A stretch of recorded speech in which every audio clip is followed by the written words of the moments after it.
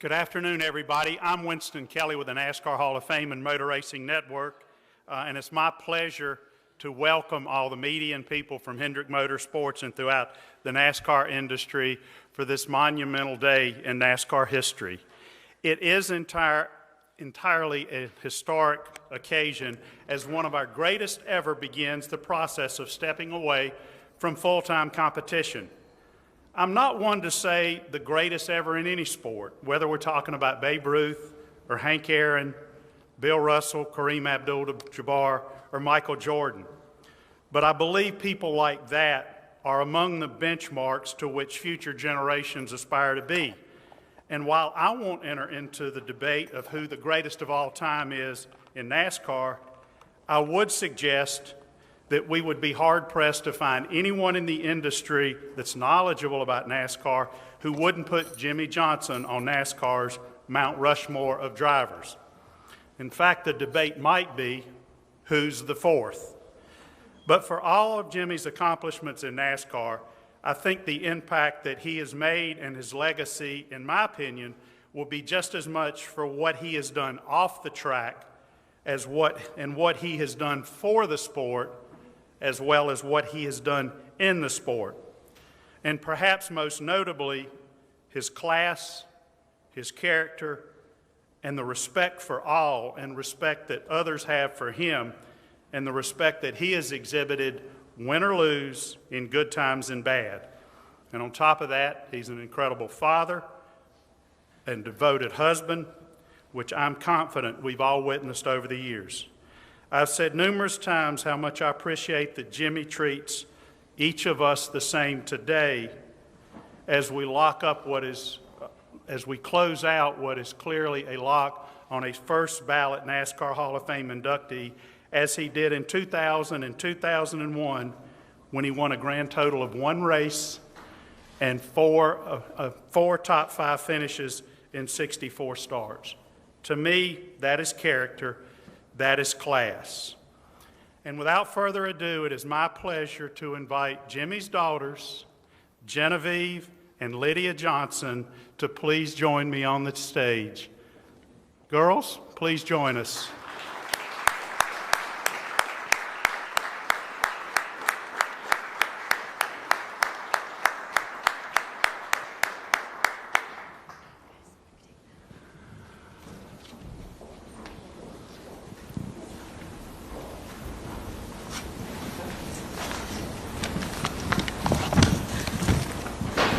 Good afternoon. My name is Genevieve Johnson, and this is my sister Lydia.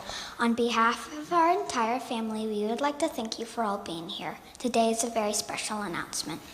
We would like to ask Mr. Hendrick, owner of Hendrick Motorsports and the driver of the number 48 Ally Chevrolet, 7-time champion, NASCAR champion, our dad, Jimmie Johnson, to please join us on the stage. Thank you.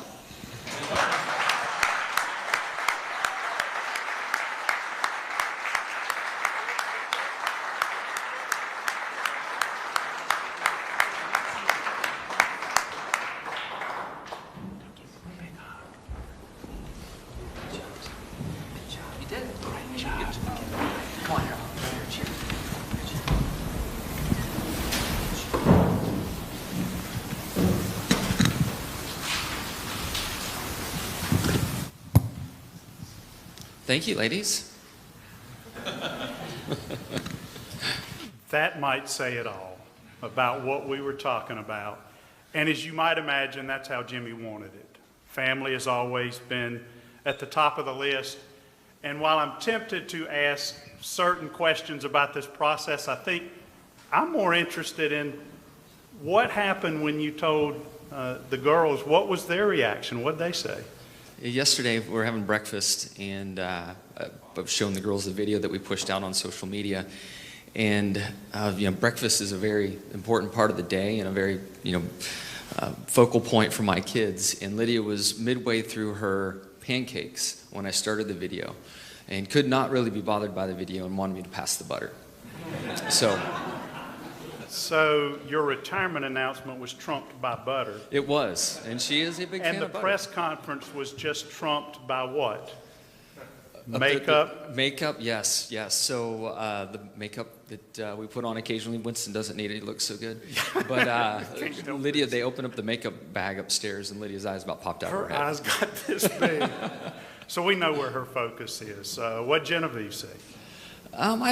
She's been processing it. She just wants Dad to be happy, and it's been an exciting couple of days. And I'm so proud of you for coming up here and speaking, Evie. I know that was tough. So what have the last few days been like since all this has come to fruition? You know, it's been interesting because I've worked through my headspace, and then came to see Rick and spent some time with Jeff. And that's all 3 weeks to a month ago, if not a little longer.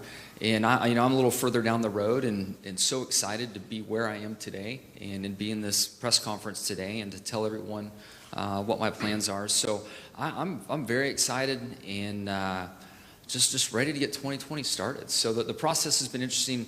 Telling friends, telling my team yesterday to sit the team down. People that have worked on the 48 from the beginning. That was probably one of the harder moments, I think, that I had. Cliff and I went to dinner the other night. I'm not sure he completely thought it was coming out of left field, but I did catch his attention when I mentioned it to him. But I don't know, it's been an interesting process, and a day that you can never really plan for. But it's here, and I'm just thankful to be with family and friends, and this man right here, and all that he's done for my life. And we're going to have a good time. Think back over the past 24, 26 hours, the reaction from the industry, from the fans. I know what I scrolled through, especially last night and this morning. What's your reaction been to that? What stood out in your mind? It's been amazing. When I look back on the years I've had so far in NASCAR, I fall back to the experiences and the people. Those are the memories that come to mind, not holding a trophy in victory lane or on the stage in Las Vegas, as we did so many times. It's the people. So to see some of my peers and their remarks, to have phone calls and connect with those people, text messages, whatever it may be, that part's really filled my heart full, and I'm thankful for that. Okay, Mr. H, we'll talk about today in a little bit. But I've got to go back to 2000, 2001. Yeah, I knew Jimmie's career in the Busch Series was not stellar. Did you really know who I was in the Busch Series? Absolutely. Until Watkins Glen? Yes, I did. I actually did. But that being said, when I went back and looked at the numbers, what did Jeff say to you to convince you that Jimmie Johnson was the guy to put in another Hendrick Motorsports car? I think he said, we don't have a sponsor, and I'm up for it if you are. And so I thought that was a pretty darn good commitment there. Now, Jimmie was a good friend of my son Ricky, and Ricky told me he was going to be a champion. And the only time I've waited 3 or 4 hours to go home from a race was the night that Ricky invited Jimmie to ride home with us. And on the third lap, Ricky's alternator went out, so in St. Louis, I waited 3 hours. I couldn't believe it. Ricky ran in the transporter after the race was over and said, "Hey, man, Mom and Dad are waiting for us at the plane. Let's go." I'm like, what are you doing here? You should be gone. Did Jeff ever tell you what you did on the racetrack that impressed him? We've talked some about it, but I know what I did in Michigan to catch his attention. I mean, my heroes in front of me were in the closing laps of the race, and I made a heavy commitment to try to pass him on the last lap, and I did. Luckily, I didn't clean us both out in the process, but because my career could have gone in a totally different direction. I think that's the only time you've ever really said, "Hey, man, that guy's unbelievable." Because he was so amazed with his car control. So there's a consistent theme there. He was going to bust his tail at Atlanta, and he was willing to go out over his skis, perhaps. So fast forward to today, Mr. H. What was, in the last few weeks, I think Jimmie told you about 3 weeks ago that this was the direction he was going. Tell us a little bit about that discussion, that process, and your thoughts about that. Shock. Every time one of these drivers call me and want to come to my house, I know that's not a good situation.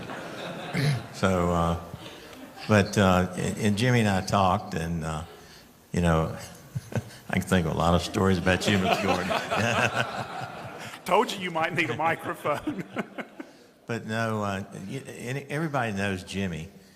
He processes everything, and then when he's made up his mind, or he's not wishy-washy at all, and you know, he's done so much for us and for the sport.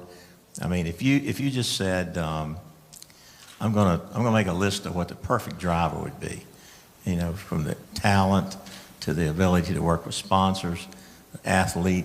He's just raised the bar at our company, from fitness to charity.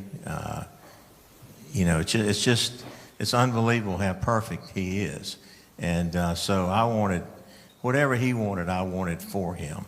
And I wanted it to be like, I told him back this year, I said, you don't have to, we're not on the clock. You tell me what you want to do, and we'll make it work. And so I thought he deserved that from our company. And you never, I mean, I knew the day would come one day, but I should be the one retiring, not you. So, but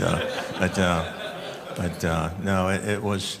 I'm happy for him, because I want to see what the next chapter is, and he set the foundation and a benchmark for us at this company that we'll always, you know, strive to get there.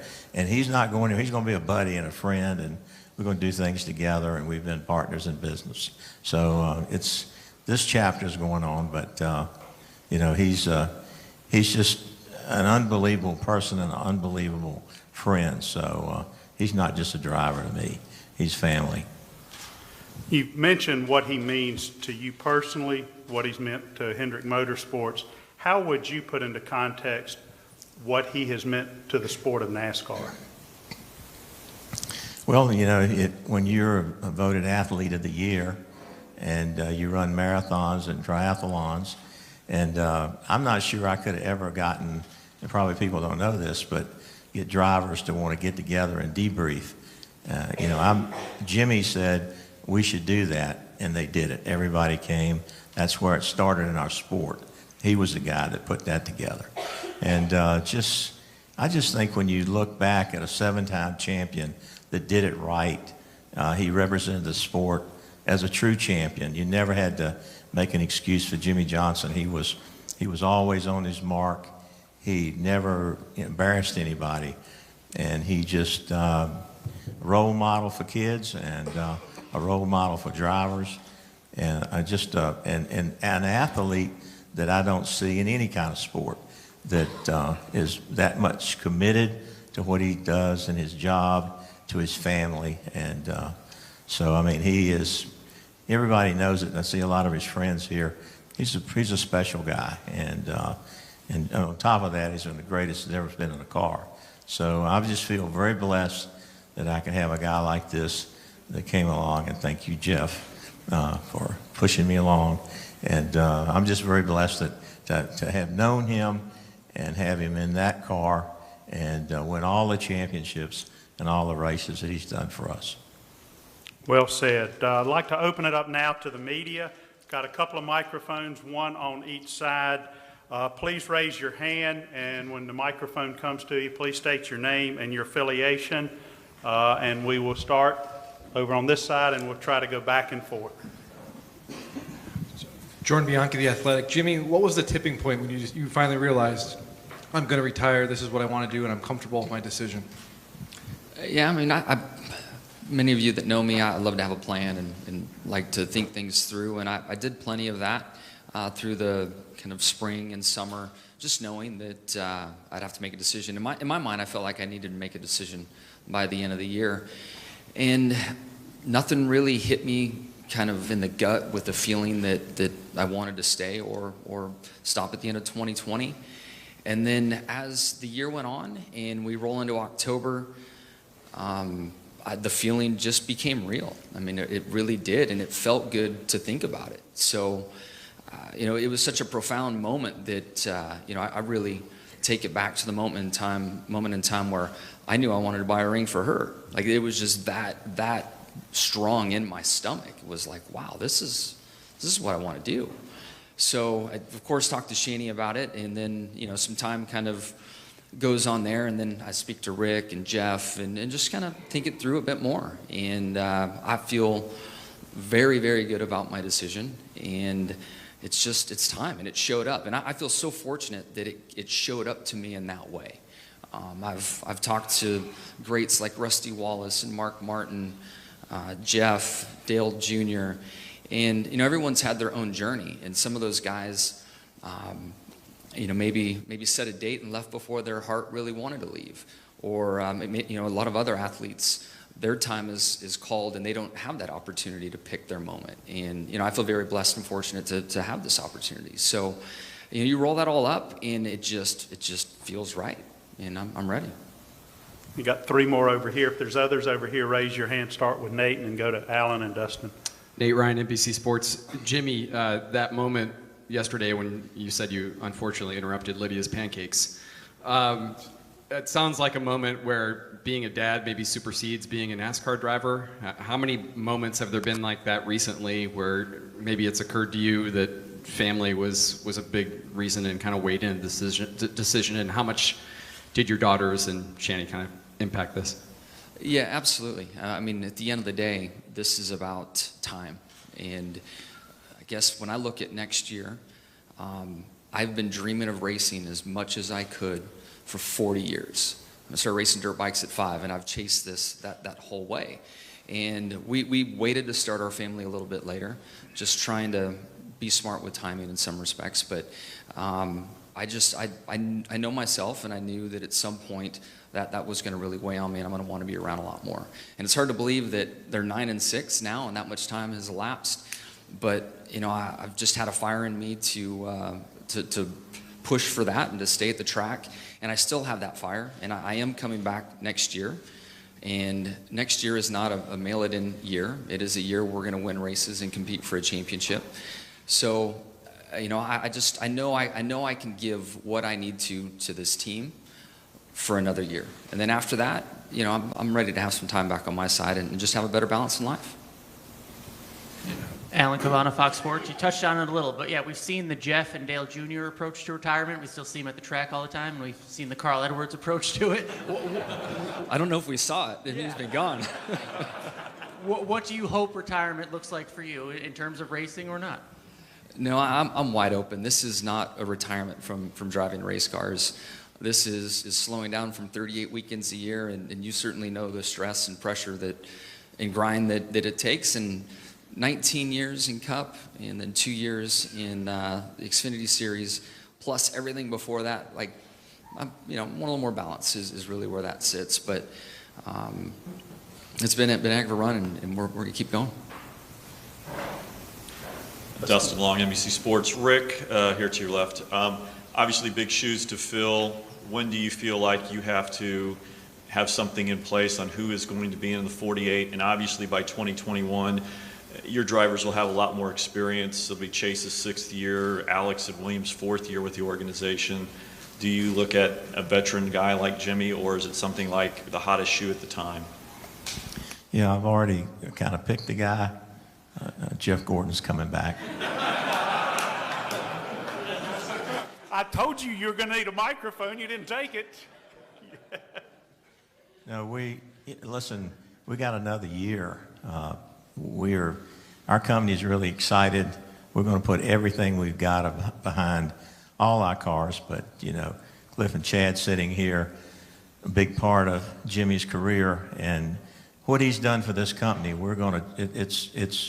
It's our goal just to give him the absolute best, and we want to see him go out on top, winning and get that championship. And so we actually talked about that the day after we got back from the race in Homestead. So we're just going to focus on Jimmie Johnson right now.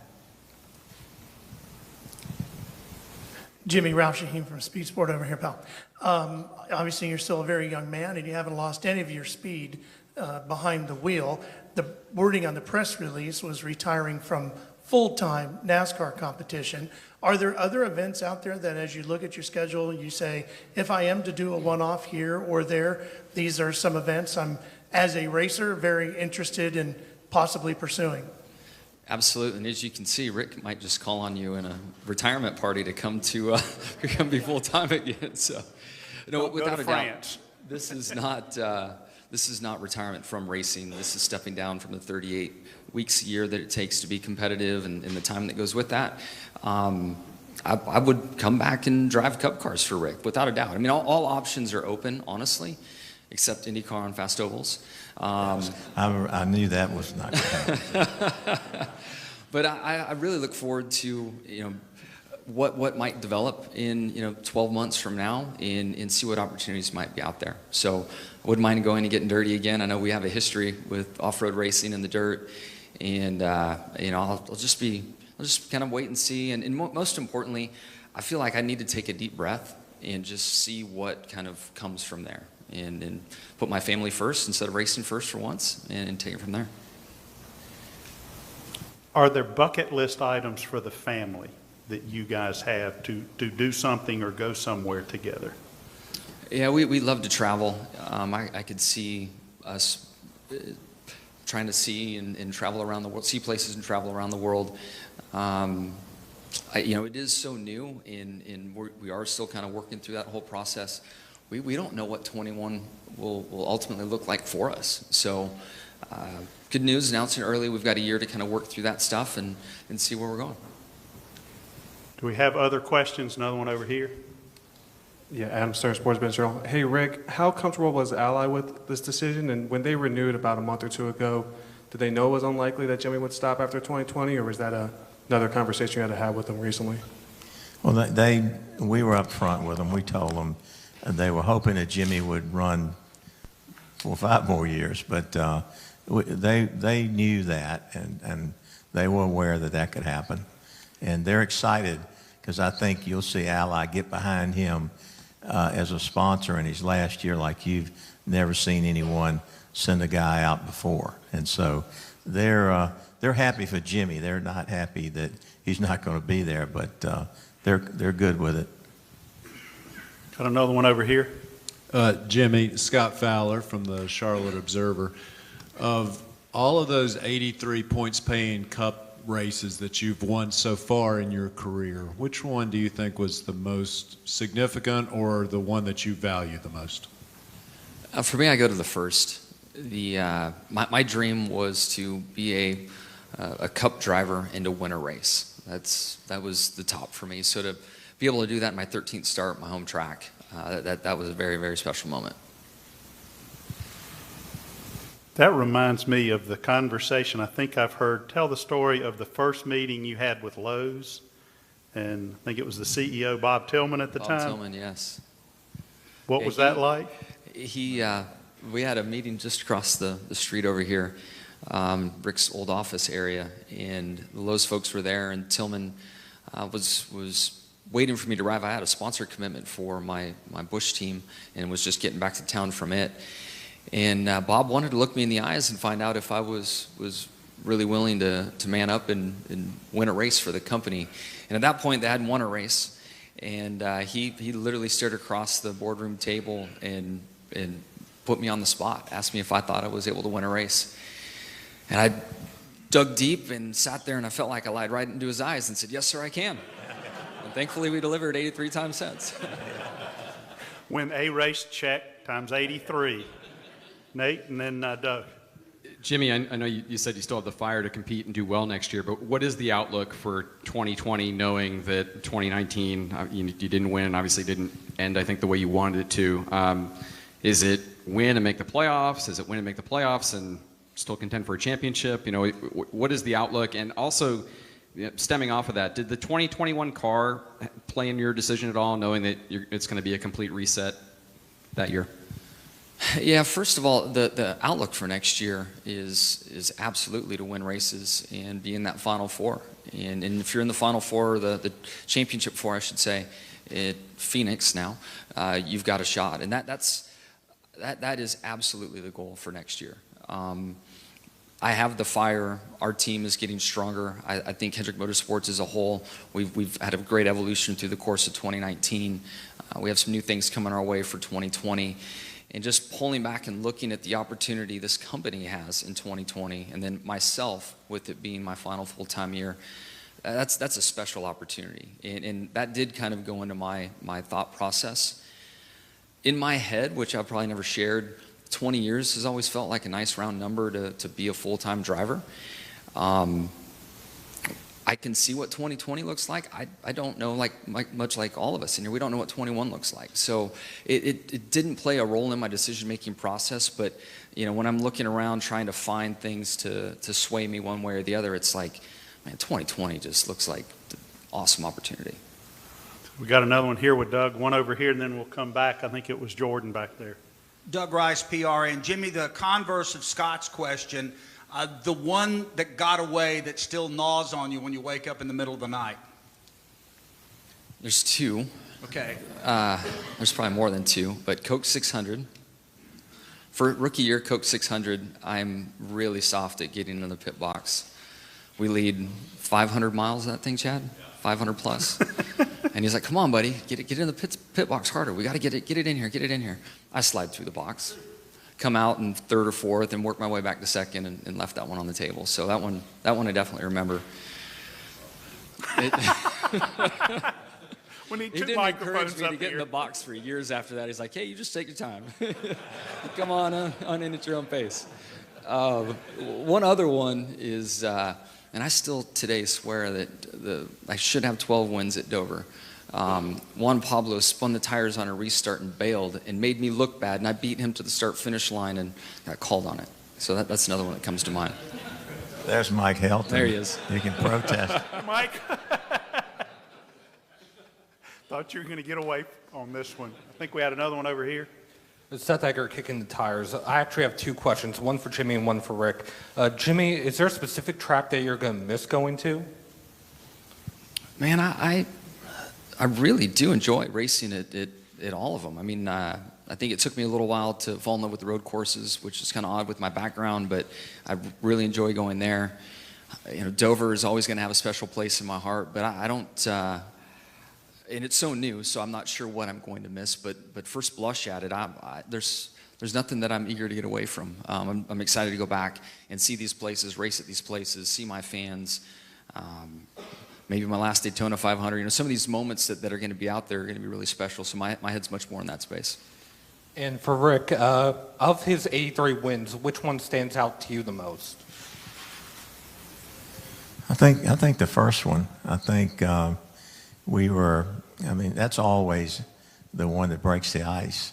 And I was standing with Tillman in your pits when you slid through the box. I think it's the first one. You think about the championship, you think about Daytona, you think about Indy.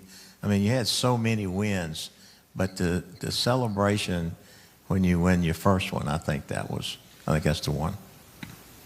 Okay. Got another one over here, then Marty, and then we've got three more over here. Jordan Bianchi, The Athletic again. Jimmy, can you take me through the conversation with Rick of when you told him, when it was, and just kind of walk me through that? Yeah, as we were talking, it was 3 weeks ago, something like that, at his house. And on a funny note, I did mention to him, I think twice, maybe 3 times, that 2020 was going to be my last year, and he never reacted. And then the 4th time, he said, I guess you're serious about this, aren't you? Yeah. I was waiting for something else beyond that, Marty? Howdy, boys. This is for both of you guys. That was the piece of cake on the fork race, that 600, wasn't it? Several years ago, I can remember asking you after you won 6 what you hope your legacy is. And you said, I got a hell of a lot of racing left to do. Well, now you got 38 more. What do you hope is your legacy once you're done with this? And Rick, I want to know what you think his legacy is too.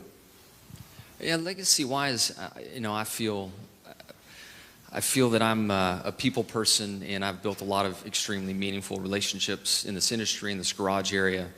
I go back to my younger years in various teams and series that I raced in, and there's always been a feeling there in a friendship and a bond and a respect. So ultimately, it's that respect and being one of the good guys out there on the track. When I think back, it's my 18 years so far.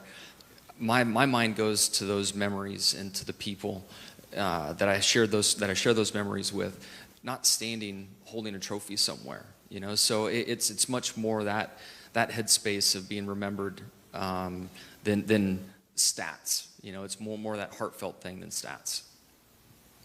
Mr. H., your perspective? I think that the kind of person he is, everybody that looks at the stats, and yeah, he 7-time champion, 5 in a row. I don't think anybody will ever do that again. And but I think that how the respect he has from other athletes that aren't in our sport, other people that he friends with.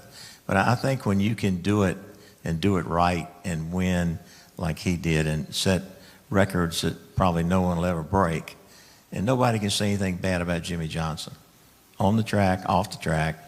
I mean, he's just I think sometimes people didn't respect him because he was too perfect.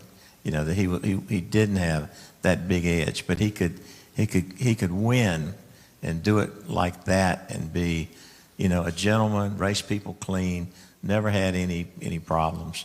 And so I think when history looks back at him, they'll say that this guy was, you know, an unbelievable athlete, father, you know, charities, and Shanny gives so much away. And I mean, I think in every box that you check in life, you know, what you do with kids, how you raise your family, and you're a champion, and you just, every sponsor that he's had, it just, and have it too. But, you know, they love him to death. And so I just think it's the kind of, the stats speak for themselves, but people are going to remember the man, Jimmie Johnson. Well said. Deb? Deb Williams racing today. This is for Jimmie and Rick. You have 7 championships, and looking back over those 7, which one jumps out to you as the toughest, the one that you thought was going to slip through your fingers? Yeah, for me, 06 for sure. We had some trouble in the way the playoff format worked out. We had 2 big moments, and one in Talladega that everybody probably remembers, trying to pass Dale for the win, and Vickers and I get tangled up, and we spin Dale, and you know, at that point, with just a handful of races left in the championship, I didn't think it was going to happen, and it did. So that's the one that comes to mind for me. Mr. H., you? What was the question was The most championship memorable? that you thought might get away. I thought the 7th, because I didn't think we were really going to be in it at the way we were running. And then they had a caution at the end, and man, he got up on the wheel, and I think that was one that you didn't have any time to get ready for. I mean, it was just like in a few laps, and hey, you're the champion. It was unbelievable. So. Got another one back here. Brett Baldeck, Fox 46 Charlotte. Jimmie, as much as you've done on the track, you've done even more off the track. Just explain why it's important that you do give back, and just maybe some of your favorite memories from over the years through your foundation, and just how you plan to continue that once you're done racing. Yeah, I mean, I've always just felt extremely blessed and fortunate to be in the situation I'm in. And as time went on, we felt like we could help more and at a larger level. But I think that opportunity was set up just due to the experiences I had as a kid in racing in the off-road series. And the series would take the drivers to a local children's hospital, and we'd walk the floors and pass out hats and stickers and stuff. And that just left a mark in my mind and in my heart, I guess, probably more than anything, how it felt to give and how to help put a smile on someone's face. And that's why our foundation focuses on children primarily. And our kind of early focus was families in need, and we built a block in my hometown and put families in some homes with Habitat for Humanity. I guess the bowling alley up at Victory Junction Gang Camp was our very first project that we funded, and then now we're involved with public education. So, you know, I'm a kid at heart, and in that memory and that experience that I have being a young teenager going into a children's hospital stuck with me today, and has really led our focus to where it is now, charity-wise. Jenna? Jennifer Fryer, AP. Jimmy, I noticed the Patron, which is so very on brand for you, which many people don't know. And you've been accused for 18 years of being vanilla and boring. And I'm wondering if at the end of 2020 that wild side is going to become more public. I guess we'll find out. And why keep it such a secret all these years? I don't. It's not intentional. And you've witnessed plenty of when my head is out of the racing space. And I've said this all along. I'm not very smart. So when I come to the track, I got to try really hard, and that prevents me from being the person you see that's so carefree. Got another one over here. Alan. Alan Cavan, Fox Sports. For Rick, you've seen a lot of race car drivers, employed a lot of race car drivers. What do you think allowed Jimmy to be so successful for so long? I think his drive. I think his attention to detail, his work ethic, trying to prepare for the season. He's like a computer in the car. I've always, Chad was, the two of them were the dynamic duo. And I would listen on the radio as he would break the corner down into, like a tenth. And the way he could do that, running 200 miles an hour, was pretty remarkable. And I just think he wanted it so bad, and he was like in the car, out of the car, and I think the combination was unbelievable. And he's just. If he's going to run a marathon, he's going to be the best. Whatever he decides he wants to do, he wants to be the best. And he doesn't just say it; he does it. He prepares for it. So I think you just don't find a lot of people in life that are willing to make the sacrifice, and when they set a goal that they just absolutely will never yield from what it takes to get it done. Nate, and then back to Dustin. First, I just got one real quick, Jimmy. Now that you've put yourself on the free agent market to run IMSA and IndyCar street and road courses, have you made any inroads on that at all? Have you talked to any teams? No, I haven't talked to anybody. Okay, just had to confirm. But I saw them all pinging me on social media, like, "Hey, Dibs, come race here." So even the World of Outlaws sent me a tweet. You have any preference on team or series you want to go first? No, nothing now. Haven't thought about it. And then, how much did 2019 and the struggles this year impact this decision? How much of an influence was the performance not being there as it had been in the past? Truthfully, it's had very little implication on me making the decision. There's been a feeling I've been waiting for in getting older and later in my career.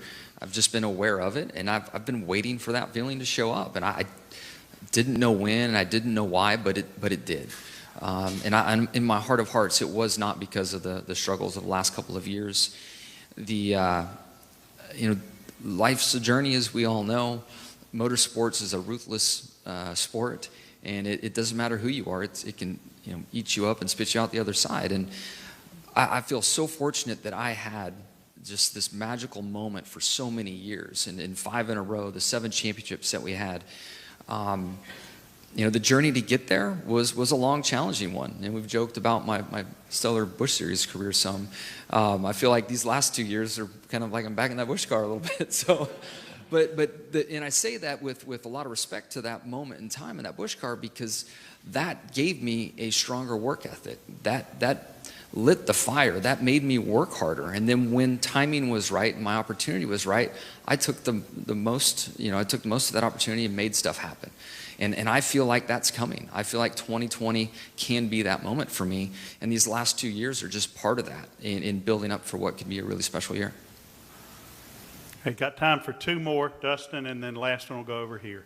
Dustin Long, NBC Sports. I have one for Rick and one for Jimmy. And first for Rick, throughout your years of racing, you've known and seen Richard Petty and Dale Earnhardt race.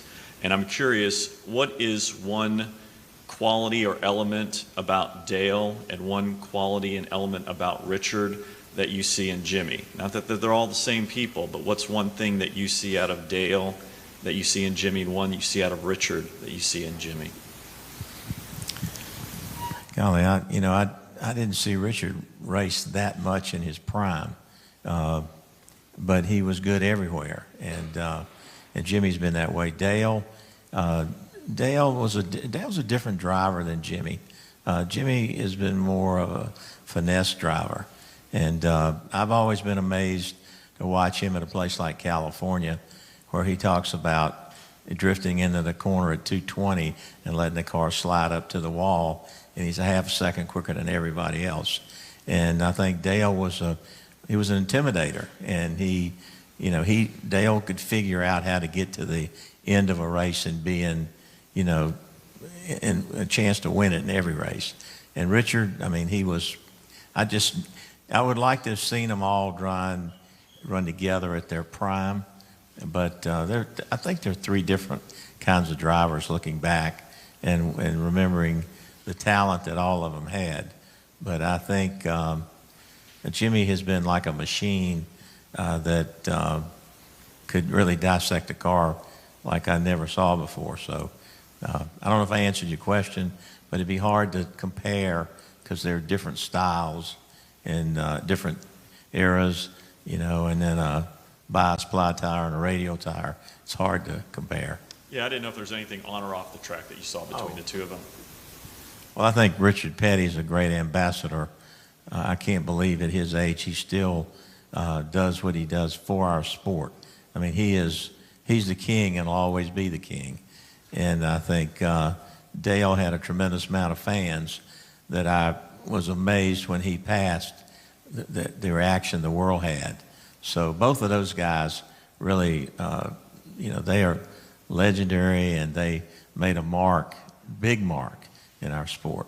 And I think Jimmie is going to be in that same category. I know he is because of his championships. And so, sometimes after you retire, people really appreciate you more than when you're actually in the fight. So. And Jimmie, it's obviously the night before you made your first qualifying attempt at Charlotte, it was the accident with Blaze, and you've always honored him with having the little initials on the left front bumper of your car. Next year is the last year that will be on your car and go around. It's quite a tribute for almost 20 years to think that will be the last year to be honoring Blaze in that way. What does that mean when you think about all these things? Wow, it's good memory. Man, I hadn't thought about it one bit. Clearly, he was a very special friend. And that night, and losing him, and just everything about it was crazy. And I guess that was in 2001, so it will be 20 full years when it's all said and done, because that next morning I came to drive my XFINITY car, and Blaze was very close with a lot of guys on my team, and one of the guys took a Sharpie and drew that on the left front of the car. And then he ended up coming to work at Hendrick for us and started with a Sharpie drawing that on every week, and then eventually made a sticker that went on. So that's been on ever since that night. But it'll be a heck of a tribute, and thank you for bringing that up. I'm not sure I would have picked up on it anytime soon, and I'm still very close with his family, and we'll definitely find a way to have some moments about that, or around that. Thank you. Last one over here. Peter Strada, TSJ Sports. Jimmie, as you look forward to next season, you've seen teammates and several other drivers go through this retirement process in recent years. Is there one race or moment you're eagerly awaiting above others? I think the magnitude of maybe my last Daytona 500 is in the forefront of my mind, what that might be like. In my heart, I'm excited to go back to, I'm excited that I know what next year looks like, because California is early on the schedule, and to go back to my home track, I'm glad I have that answer, and we can go home and celebrate. Past that, I haven't really thought too much, but those two tracks come to mind. Final thoughts, Mr. H. We'll start with you. I don't know how to thank you, buddy, for being the champion and the leader and friend and everything you meant to this company, and given us all these championships and done some unbelievable things. And we'll always be grateful, and we'll always be appreciative. and I got your number. It would just, Jimmy? Thank you. I know you got my number, and I'm expecting it to ring. We're going to have a lot of fun, whatever it is. But I'm just so thankful to literally have chased a dream since I was a kid to race, and it's just thankful. Just very, very thankful. Thankful for the relationships that I've built in this sport. I don't know, my mind's running wild on me right now, and I'm trying not to cry. But just thank you. Well, we want to thank everybody from Jimmy's Facebook page, NASCAR.com, SiriusXM Channel 90 for listening. And I'd like to close with one thought that I think embodies that we've all had these experiences. So I'm leaving the hall last night after having talked to Jesse Essex about being a part of this today and what did I reflect on with Jimmy. And I recall talking about the comparisons with Jimmy and Richard and Dale. Dale Inman has a quote in his video, or in Richard Petty's video in the Hall of Fame that says, "What Richard did off the track impresses me a lot more than what he did on the track." And what he did on the track was pretty dang impressive. And I'm thinking about that and think that reminds me of Jimmie Johnson. The phone rings, I look down, I didn't recognize the number. And you know, you get so many robocalls, you don't tend to take them all, and I just said, "Hello. It's Jimmie Johnson just calling to say thanks for coming today." He didn't need to do that. He could have done that today. And we chatted for a while. I think I heard the girls in the background. But he took the time to talk. He took the time to call. That's quintessential Jimmie Johnson, in my opinion. And it's not what he's done in the sport that I think, Marty, that we will remember him for. And what he's done in the sport has been dang impressive. But it's what he's done for the sport and the class and character that he and Channy have done it through their foundation, through the kids that they've touched. So on our behalf, thank you for letting us be a part of it. Thank you for being that same person and for setting that example for us and for kids. And we look forward to watch you chasing 8 this year and celebrating you much throughout this year. And oh yeah, there is a date a few years down the road that we'll talk about later for the NASCAR Hall of Fame. But thank you so much for everything, for a great career, and we look forward to this year.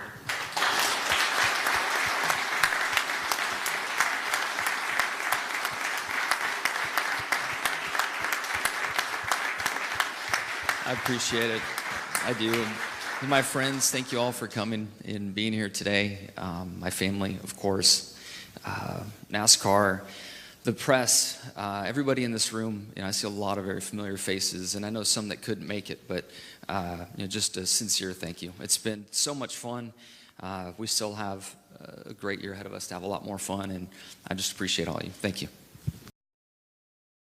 Hey motorsports fans, thanks for watching. Make sure you hit subscribe before you go for all the latest news and highlights across motorsports.